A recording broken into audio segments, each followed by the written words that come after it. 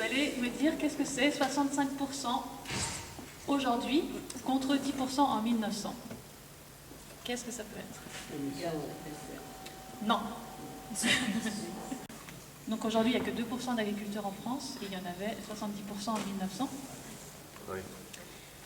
Et par contre, 65%, ce sont les urbains. On a aujourd'hui, dans le monde, pas en France, 65% d'urbains contre 10% en 1900. Donc c'est des chiffres que je vous donne pour essayer de vous montrer un petit peu qu'on a atteint une époque qui est radicalement différente de celle qu'on avait il y a 100 ans. On a fait un bond dans notre relation à la nature. 85% de notre temps, on le passe à quoi? À courir. La nuit. À travailler, il y en a qui font ça, les pauvres. Dormir, il y en a peut-être aussi. À regarder la télé. Elle n'a pas la télé pourtant en plus. Alors, on le passe à l'intérieur d'une enceinte close. Soit un bâtiment, soit une voiture. On est à l'intérieur de quelque chose, donc on n'est pas en relation avec la nature. On est coupé. Il y a une vitre, il y a un mur. Et 20 fois inférieure à la nôtre, l'empreinte, j'ai entendu par là, donc c'est l'empreinte écologique. Je ne sais pas si vous connaissez ce terme. C'est ce qui mesure en fait l'impact qu'on a sur la planète. Globalement, en termes de déchets, d'énergie. Et donc, 20 fois inférieure à la nôtre, à votre avis, qui a une empreinte écologique 20 fois inférieure à la nôtre? Les Bushman d'Afrique du Sud, là, l'exemple, on parle des Bushman, et ça ne doit pas être les seuls, donc beaucoup de peuples indigènes ont une empreinte écologique 20 fois inférieure à la nôtre. A priori, sans être 20 fois plus malheureux que nous. Et c'est pour ça que je me suis dit, tiens, mais comment ils font? Et donc j'ai été voir les peuples indigènes. Alors, comme j'ai décidé de ne plus trop prendre l'avion, je les ai vus à distance. J'ai beaucoup épluché des livres, j'en ai rencontré aussi quelques-uns. J'ai essayé de voir comment on pouvait s'inspirer des peuples indigènes, justement, pour essayer de renouer notre lien à la nature. Donc on va parler dans une première partie des peuples indigènes, et dans une autre partie, on va parler de nous. S'inspirer des peuples indigènes. Alors les peuples indigènes, vous allez me dire c'est qui? Parfois vous vous sentez peut-être un peu indigène dans l'âme. Vous allez voir que vous l'êtes un peu encore. Les peuples indigènes, ils sont en rapport avec un territoire. Ça, c'est très important. Le territoire. Se sentir relié à la terre. Vous essayez de voir s'il y a un territoire qui vous parle, auquel vous vous sentez relié.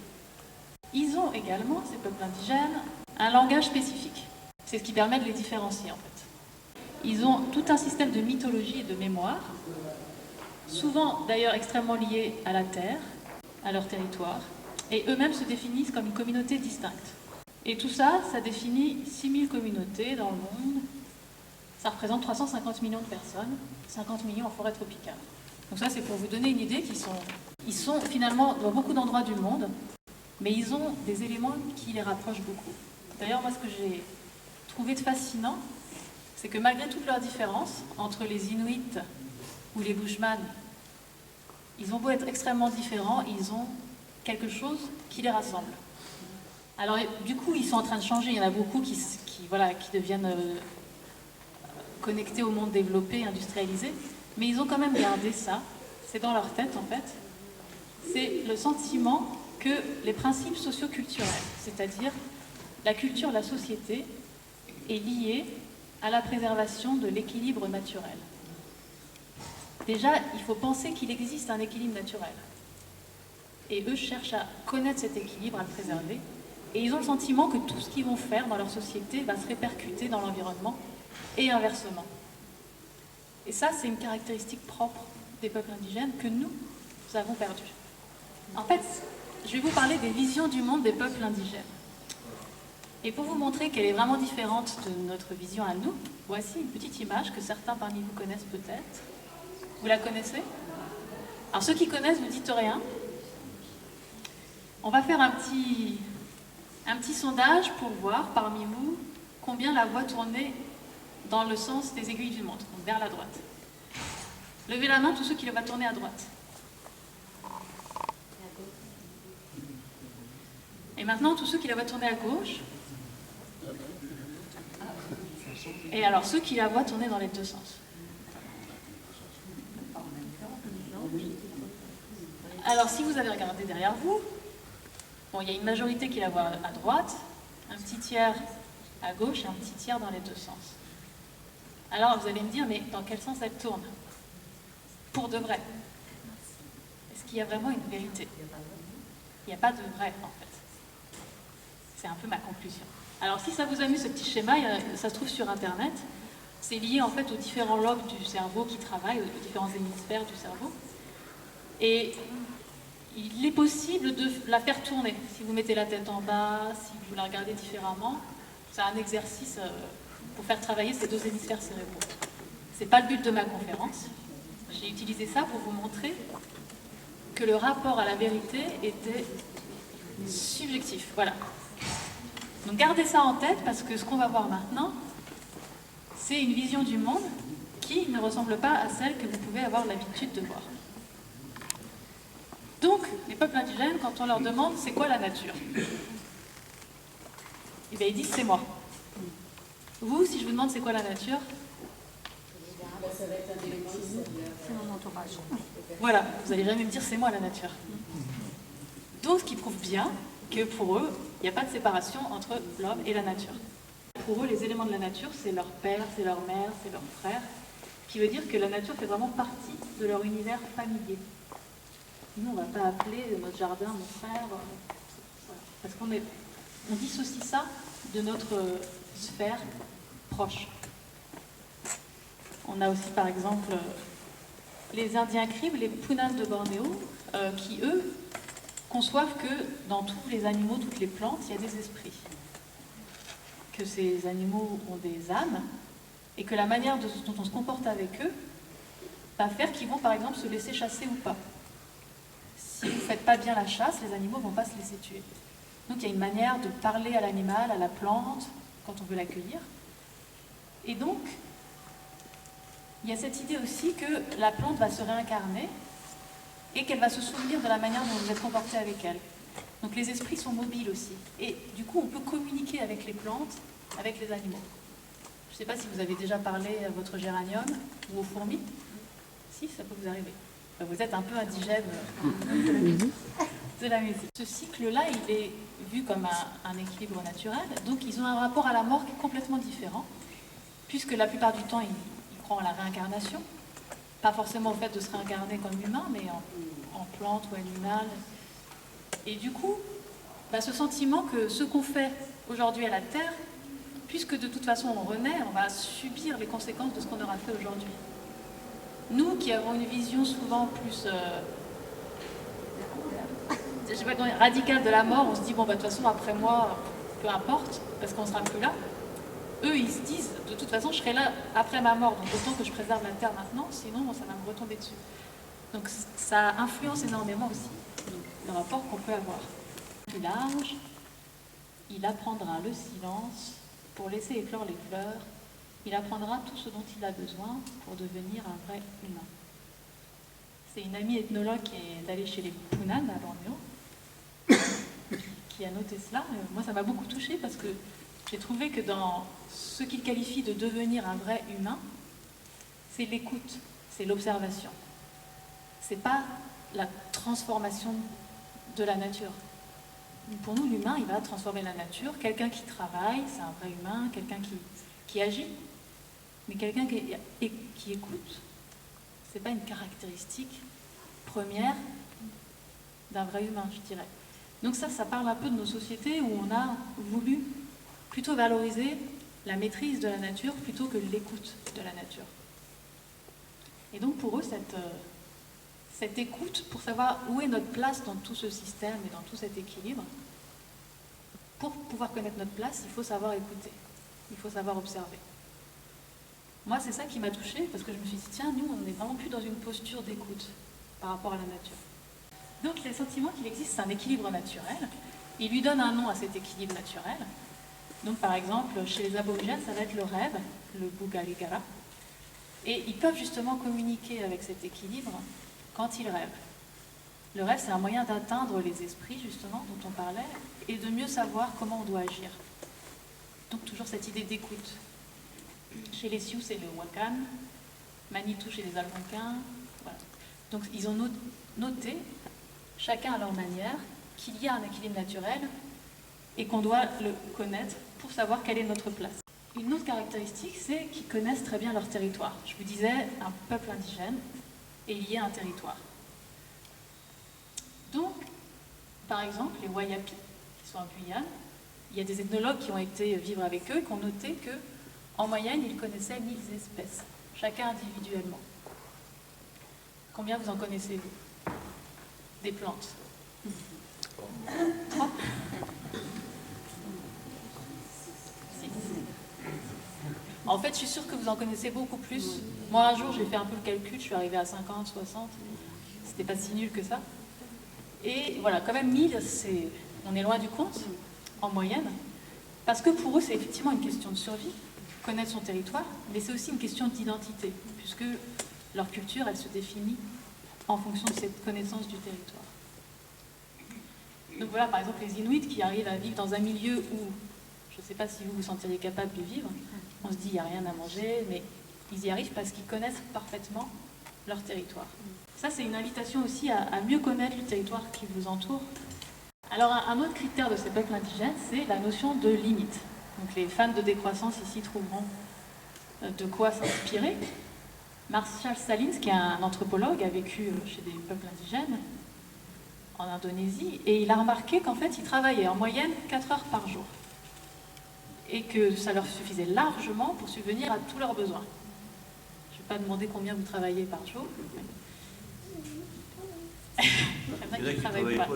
Mais si on fait une moyenne sur la population, à mon avis, on n'est pas à 4 heures.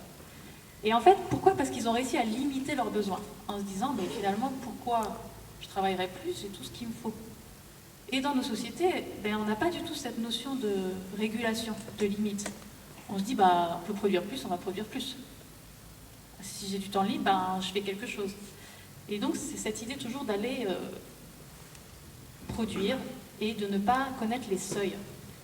Et il y a aussi, du coup, cette notion de seuil, connaître les limites que la nature peut accepter. Donc, par exemple, aussi, à Tahiti, on a l'idée de tapu, qui a donné le tabou chez nous. Et le tabou, c'était, vous n'avez pas le droit de cueillir plus de 30 pieds de je ne sais pas quelle plante, parce que sinon, elles ne vont pas pouvoir se renouveler, ces plantes. Donc c'était des seuils à respecter et des limites à ne pas franchir au niveau territorial, au niveau quantité. Et ce que je vous disais, nous, on n'a plus cette notion de limite. C'est pour ça que je vous disais, les femmes de décroissance vont être contents, parce que c'est vraiment l'objectif de la décroissance, de retrouver cette idée de limite. Beaucoup d'autres exemples, avec les Ladakis, par exemple, qui développent des techniques de sobriété, ou le potlatch. Ça, c'est les Indiens de la côte du Pacifique, qui développent une cérémonie, le potlatch, où ils vont détruire les excès. Donc ils ramènent tout ce qu'ils ont produit en trop et ils le détruisent. En disant, c'est pas bien, regardez, on n'a pas réussi à respecter nos limites. Favoriser la diversité aussi. Alors, ça c'est pareil, je compare avec nos extrêmes à nous. Donc, par exemple, en agriculture, on a plutôt tendance à avoir une vision un peu uniforme et intensive. On peut s'inspirer de la diversité des agricultures de ces peuples-là. En haut, il y a une conférence sur l'agroforesterie. L'agroforesterie, elle est pratiquée chez la plupart des peuples indigènes qui vivent en forêt, c'est-à-dire essayer d'optimiser toutes les couches d'un territoire.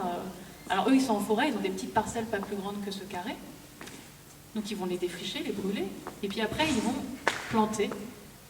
Ils vont mettre au sol, par exemple, des plantes qui vont enrichir en azote, et puis par-dessus, ils vont mettre des plantes qui vont pouvoir protéger les autres plantes, et un peu plus haut, des plantes qui vont servir d'ombrage. Et ils associent comme ça 7 couches de plantes qui s'entraident les unes les autres. Ce qui fait que sur une toute petite parcelle, on a une production quasiment aussi importante que sur un territoire en intensif. Et surtout, on a observé qu'au niveau biodiversité, c'était beaucoup plus riche sur une parcelle cultivée que sur la forêt vierge à côté. Donc ils sont créateurs de biodiversité tout en cultivant. Alors, autre exemple, par exemple, les Indiens Cris qui, après leur passage, ne laissent aucune trace. Vous pouvez essayer de les retrouver, c'est des nomades. Et donc ils font un campement pendant plusieurs jours, ils s'en vont. Impossible de savoir où ils ont pu mettre leur campement, même si vous venez quelques heures après. Parce qu'en fait, ils ne vont rien laisser traîner comme déchets, parce qu'ils n'ont pas cette idée de déchets. Pour eux, tout est valorisable. En plus, comme ils sont nomades, ils ne vont pas s'encombrer de choses inutiles. Donc tout ça, c'est des comportements qui sont effectivement très sobres et très peu impactants pour la Terre, ce qui leur permet d'avoir une empreinte écologique combien de fois inférieure à la nôtre? 20. C'est un peu officiel, les technologies appropriées. Qu'est-ce que ça veut dire? C'est des technologies qui sont utilisables par tous. C'est pas comme votre voiture que vous allez devoir emmener au garagiste pour la faire réparer, parce que là, c'est des techniques que n'importe qui peut s'approprier. Et donc, ils vont développer donc, des outils comme, par exemple, ce fil à tisser ou des techniques d'irrigation qui peuvent être réparables par n'importe qui. Et dans les contraintes, ça ne doit pas avoir d'impact sur l'environnement. Ça fait partie de ces contraintes-là. Moi, ça m'inspire beaucoup quand je vois que quand on invente une technologie, on ne va pas se préoccuper de son impact. Ça ne fait pas partie des critères, en fait. Alors que pour ces technologies appropriées, oui. Il y a l'idée aussi de biorégionalisme, c'est que les ressources qu'on emploie pour produire ne doivent pas dépasser 20 km. Pour eux, c'était normal parce que de toute façon, ils n'avaient pas de moyens de transport très simples, donc ils n'allaient pas aller les chercher très loin. Mais ça, c'est quelque chose qui se redéveloppe aujourd'hui pour essayer justement de valoriser toutes les ressources qu'on peut avoir sur un territoire, plutôt que de faire venir des choses de Chine ou de très loin quand on peut les avoir sur place. Et puis, l'idée de penser pour les 7 générations suivantes. Ça se retrouve dans beaucoup de peuples indigènes. Je ne sais pas pourquoi 7, je ne sais pas d'où vient ce chiffre, mais quand ils agissent en pensant aux 7 générations suivantes. Il y avait aussi cette idée que l'homme fait partie d'un équilibre naturel et qu'il doit interagir pour connaître sa place.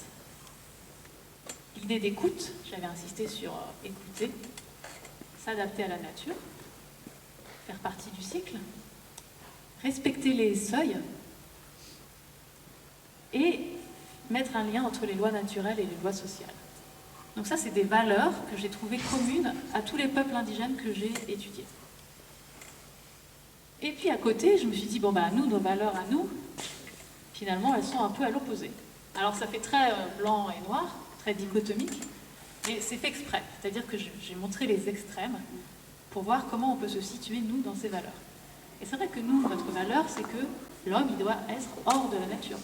C'est sa définition. L'autre valeur, c'est plutôt la possession. Si vous avez une grosse voiture, vous êtes quelqu'un de bien. C'est plutôt ça, nos valeurs. Maîtriser la nature, c'est important. Et puis l'idée que, finalement, la vie n'est pas cyclique, elle est linéaire. Elle va du passé vers le futur. Ça, c'est très récent dans l'évolution des sociétés de penser que la vie n'est pas cyclique. La plupart des sociétés ont conçu la vie de manière cyclique. Ça fait pas très longtemps, et c'est en Occident qu'on a pensé que c'était comme une flèche, avec un début et une fin. L'idée de croissance, qu'il faut dépasser nos limites, et puis nos lois sociales. Quand vous allez voter une loi au Sénat, a priori, vous ne pensez pas que ça va changer quelque chose dans l'équilibre de la nature, sauf si c'est une loi en rapport avec l'écologie. Mais cette idée qu'on doit déconnecter les deux sphères. Donc si vous avez plutôt l'impression que c'est ces valeurs de gauche qui sont importantes, vous êtes plutôt indigène. Si vous avez plutôt l'impression que c'est les valeurs de droite, vous êtes plutôt moderne, on va dire. Alors pas dans le sens actuel, mais dans le sens, voilà ce que c'est la modernité. Alors il ne s'agit pas d'aller dire, bon on va tous redevenir des peuples indigènes, mais peut-être s'inspirer pour voir comment on peut travailler sur les valeurs. Je vous disais, il faut toucher les gens dans le cœur. Un moyen, c'est de leur parler de la terre. Un autre moyen, c'est de leur parler des valeurs. Quelles sont les valeurs qu'on veut vraiment défendre? Comment ça se fait qu'on ait perdu ces valeurs-là? Parce qu'il y a des peuples indigènes qui les ont aujourd'hui, mais on les avait aussi il n'y a pas si longtemps que ça.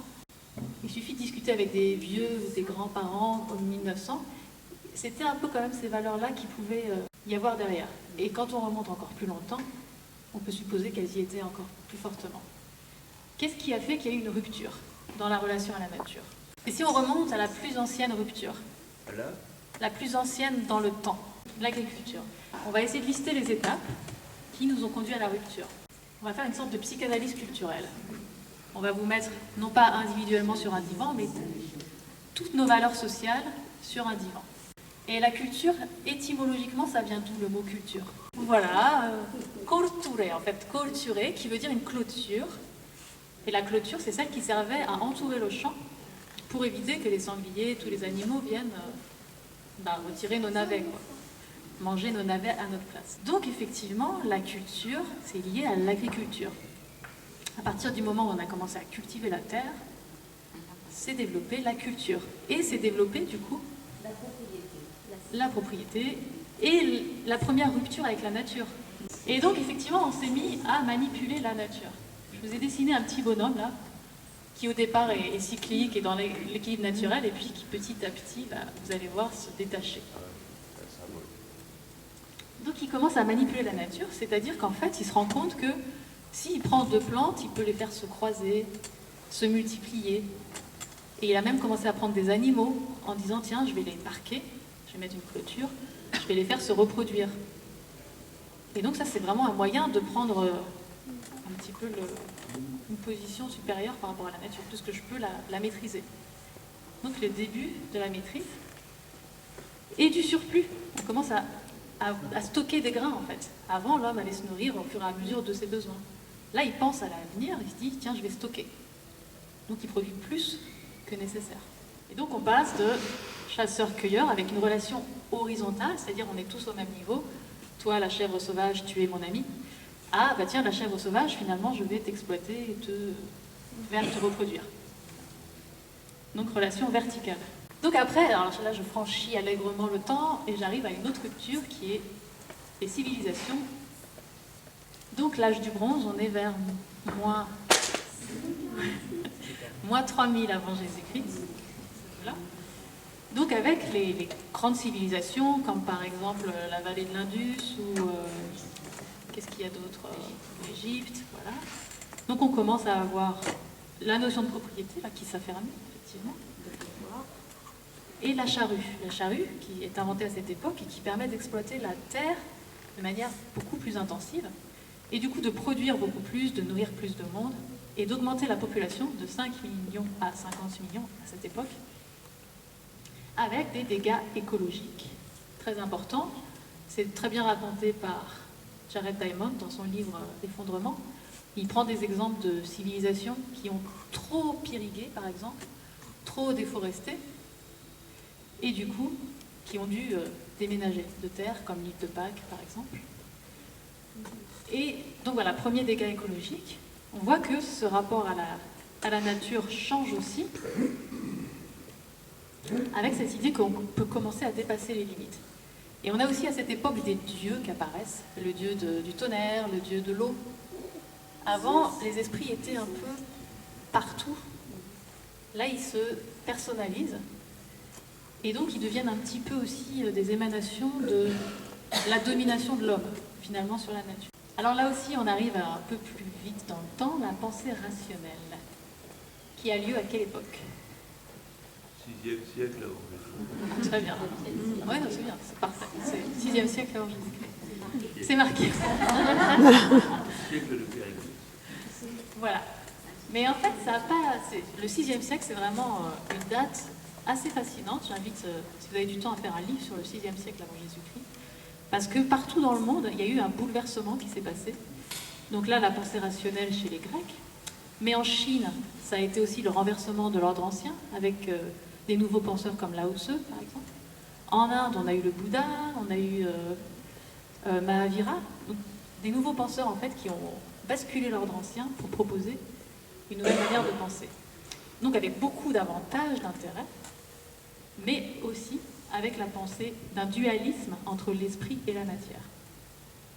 Ils se sont dit, tiens, finalement, nous les hommes, on a un esprit, mais la terre autour, elle n'en a pas. Les animaux, ils n'en ont pas. Et alors que vous avez vu tout à l'heure, on a dit, les animaux, ils ont un esprit, les plantes. Là, ils ont commencé à se dire, non, il n'y a que l'homme qui a vraiment une âme, et le reste, c'est de la matière.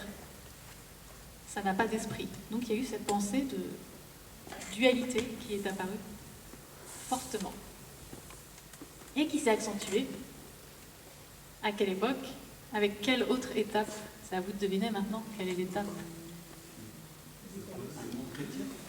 Bravo. Donc on arrive au monothéisme. Alors pas que chrétiens, les autres monothéismes inclus, qui ont cette vision aussi duelle en fait. Alors l'esprit, la matière, mais aussi le ciel et la terre. Donc par exemple avec la religion catholique, représentée notamment par saint Thomas, et cette idée qu'il faut, finalement la vie sur Terre, elle n'a pas vraiment d'intérêt, ce qui compte c'est la vie dans les cieux.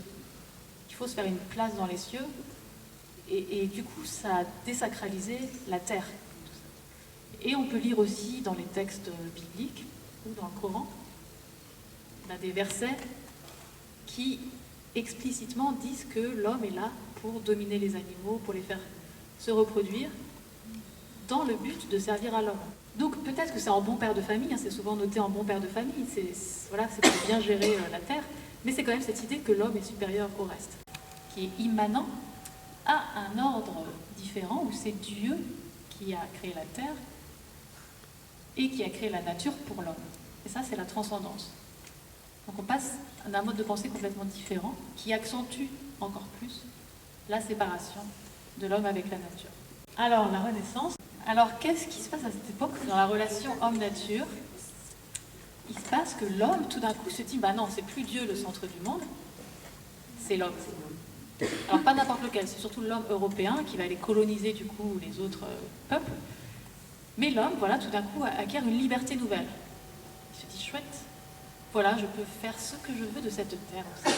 Donc, ça accentue encore plus l'idée que la terre, elle est là aussi pour satisfaire l'homme.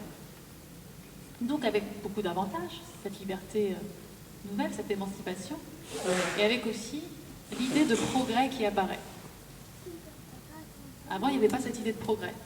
Et derrière l'idée de progrès, il y a aussi la croissance. Descartes, il disait « l'homme, maître et possesseur de la nature ». Donc le cartésianisme, la pensée scientifique aussi. Cette pensée-là, c'est particulière.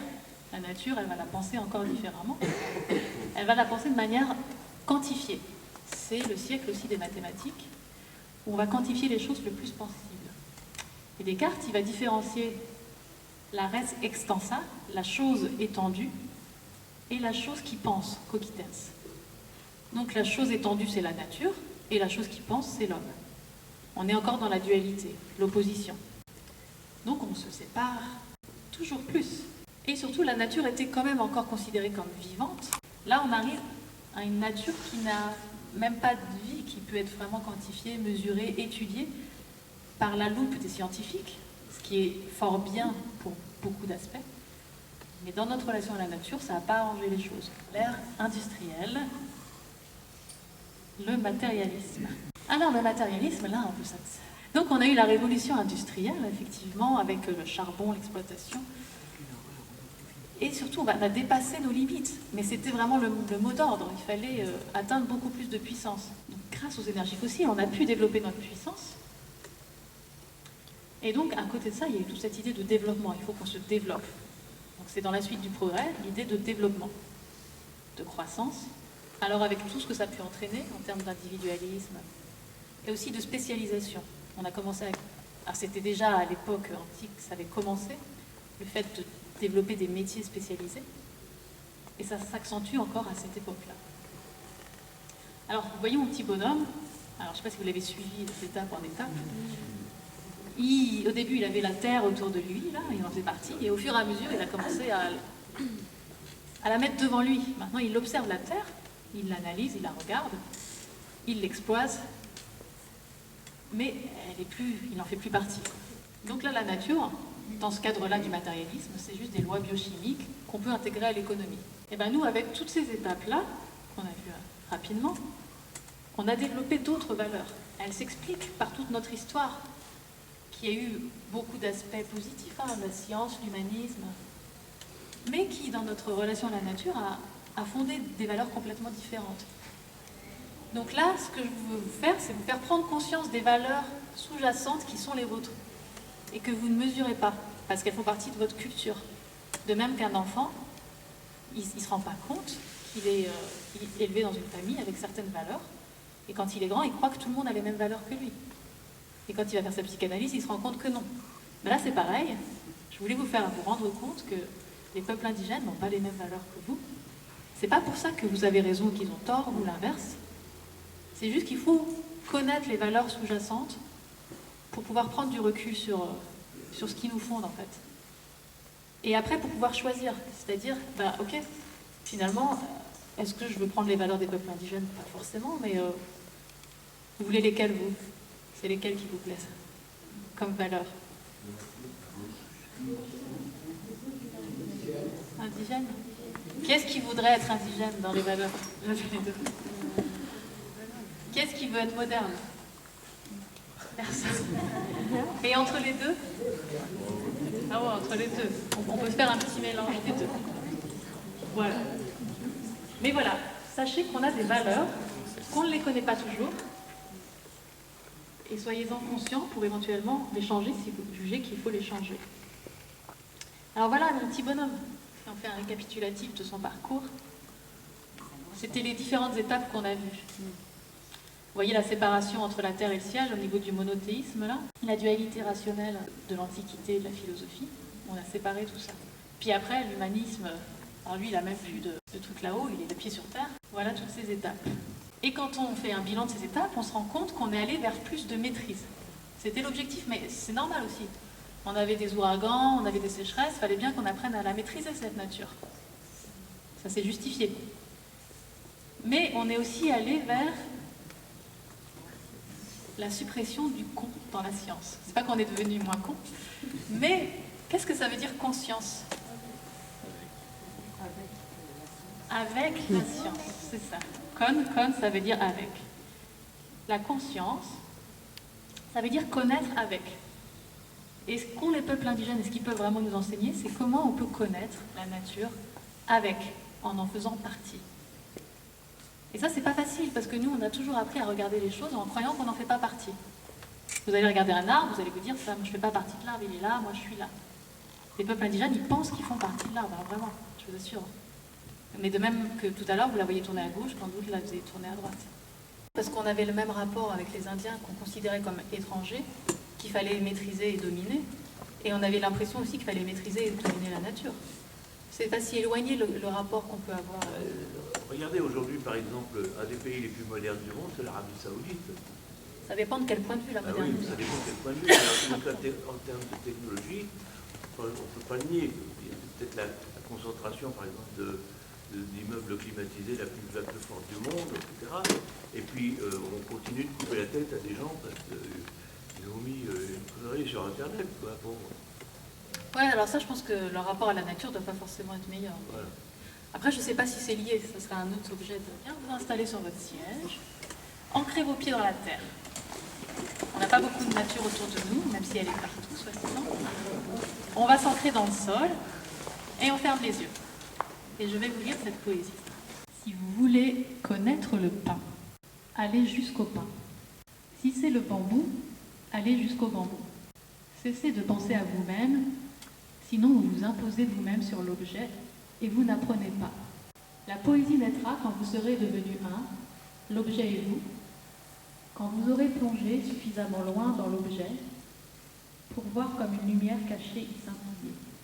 Aussi bien formulée que soit notre poésie, si votre sentiment n'est pas naturel, si vous et l'objet êtes séparés, votre poésie n'est pas une vraie poésie, mais tout au plus une contrefaçon de vous-même. Alors restez les yeux fermés et restez ancrés dans le sol, et vous allez essayer de sentir la terre sous vos pieds, de même qu'il invite à sentir le pain ou sentir le bambou. Si vous voulez connaître la terre, allez jusqu'à la terre. Cessez de vous imposer dans cette relation. Comme je disais tout à l'heure, j'ai fait pendant des années des conférences sur le changement climatique, en expliquant les gaz à effet de serre, les pollutions, les voitures. Et puis bon, il y avait toujours les convaincus qui venaient, et de toute façon, ils avaient déjà une attitude hyper écolo, et puis les autres, bon, ça ne les touchait pas. Donc je me suis dit, mais en fait, il faut vraiment travailler sur les consciences. C'est comme ça qu'on pourra vraiment changer les choses. La relation, la conscience, par exemple, est très liée avec l'idée de sobriété. Parce que ça nous apprend le détachement, la modération, le contentement, le partage. Donc tout ce qu'on va faire en essayant de développer notre conscience, ça aura des répercussions sur la sobriété. Et inversement, la sobriété est liée à l'écologie, parce que ça permet de réduire les ponctions sur les ressources, les pollutions, les déchets. Et l'écologie et la conscience, ça, c'est souvent séparé. Quand vous allez faire des conférences, dans un public d'écolos, souvent, c'est des gens, il ne faut pas leur parler de spiritualité, ça leur fait peur, ils s'en vont en courant. Et pareil, si vous allez dans des publics développement personnel, spiritualité, souvent, ce n'est pas des gens qui sont écolos dans leur comportement. Alors que c'est lié, en fait. C'est l'idée qu'on s'intègre dans le cycle de la nature, l'idée d'écoute, où est sa place, la connaissance, l'interdépendance, apprendre à observer les choses, simplement. Et on n'a pas besoin de parler de religion pour parler de conscience. C'est des choses qui sont distinctes, en fait. La forêt tropicale, c'est un milieu hostile. En fait, c'est très dur d'y survivre. Et c'est des gens, finalement, on ne les a pas trop embêtés. Ils se sont retrouvés là parce qu'ils ont été chassés d'autres terres plus exploitables. Et ils sont restés relativement isolés et très liés à un territoire. C'est vraiment ce qui a permis de garder ce contact. C'est le fait qu'ils étaient liés à une terre depuis des générations et que toutes leurs valeurs culturelles et sociales étaient liées à leur territoire. C'est pour ça qu'il ne faut pas les déplacer. Quand on déplace un peuple indigène, on le tue en fait. Allô. Oui.